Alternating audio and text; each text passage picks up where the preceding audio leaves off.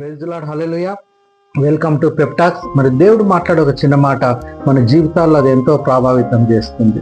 ఈరోజు దేవుడు మనతో మాట్లాడుతున్నటువంటి ఒక చిన్న మాటను మనం జ్ఞాపకం చేసుకుందాం.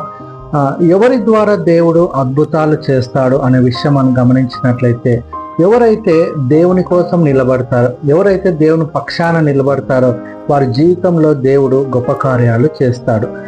బైబిల్లో నుంచి మనం షడ్రకు, మేషాకు, అబేద్నెగో వీళ్ళ ముగ్గురిని జ్ఞాపకం చేసుకున్నప్పుడు బబులోను రాజు మరి ఒక విగ్రహాన్ని ఆయన నిలబెట్టి దాన్ని మొక్కితే మరి మిమ్మల్ని బ్రతుకుతారు, లేదంటే అగ్నిగుండంలో మిమ్మల్ని వేస్తాను అన్నప్పుడు షడ్రకు, మేషాకు, అబేద్నెగో నిలబడ్డారు.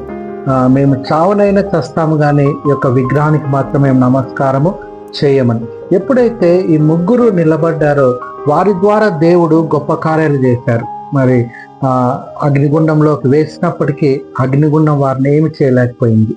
చివరికి షడ్రకు, మేషాకు, అబేద్నెగోల దేవుడే పూజార్హుడు అని ఒక నిర్ణయం మరి ఆ బబులోను రాజు చేసినాడు. అంతేకాదు, ఆ బబులోను సంస్థానంలో వీళ్ళని ఉన్నతమైన స్థానంలో దేవుడు పెట్టాడు. ఈ కార్యాలన్నీ అక్కడ జరగడానికి కారణం ఏమంటే షడ్రకు, మేషాకు, అబేద్నెగో నిలబడ్డారు.